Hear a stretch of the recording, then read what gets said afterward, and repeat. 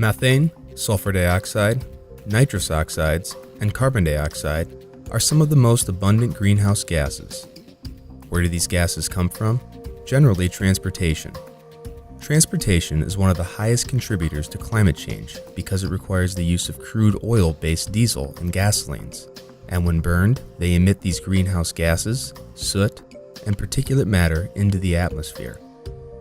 Both methane and CO2 emissions, which are a form of pollution in certain areas of the world, they are looking for ways in which to reduce that.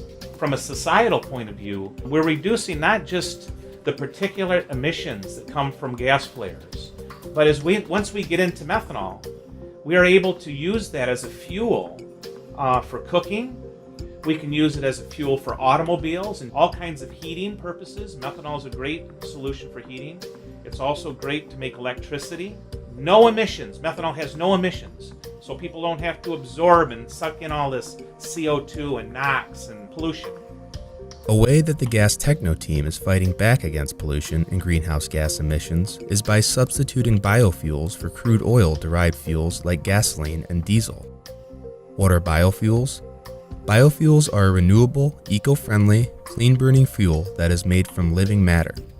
So, if the entire world population were to use biofuels instead of crude oil-based fuels, we would be doing three things. 1. We would avoid the toxic byproducts that are released when we burn crude-based gasoline and diesel. 2. We would limit CO2 and methane emissions. And 3.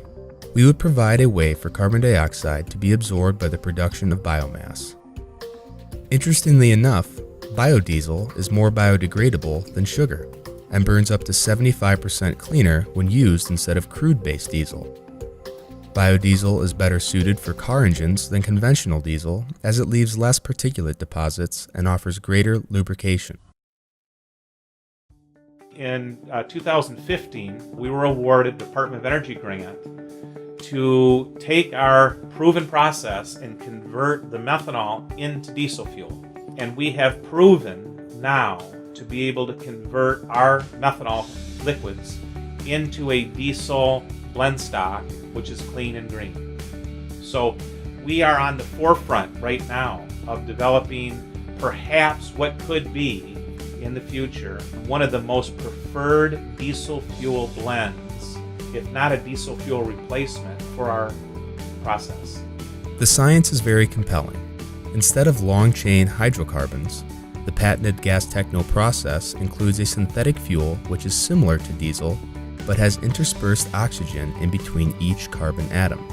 This oxygenate-based diesel burns cleaner, producing no soot and particulates, which are often linked to lung disease, and is free of nitrogen and sulfur, which is a contributor to acid rain and pollution. India has recently been making moves in the methanol world as the National Institution for Transforming India, also called NITI AOG, reported that they are targeting 15% methanol blending in the next few years. In an ET Energy World interview with the chairman of AOG's Expert Committee on Methanol, Anisha Dutta talks about larger plans to structure the methanol economy and ramp up its production and uptake.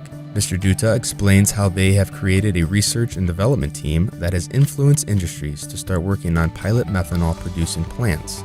They have identified areas where the coal to methanol and natural gas to methanol technology projects could be developed within India and have found companies successful in setting up large-sized plants for coal and natural gas to methanol production in China to support the country's transition to a more economical and cleaner burning methanol fuel. Dutta says the Indian government's major objectives are to reduce the country's crude oil and refined products import bill and further reduce carbon dioxide emissions to reach the Bharat Stage 6 pollution specifications. Methanol's low cost and its ability to be made from a number of local resources is spurring innovation and advancement. GasTechno has developed a unique process to produce methanol from within a small shipping container that yields big opportunities. The process can convert waste gas, such as that produced from municipal solid waste or biodigesters, into methanol, ethanol, and formalin. From these basic molecules, they can easily build this clean-burning oxygenated fuel.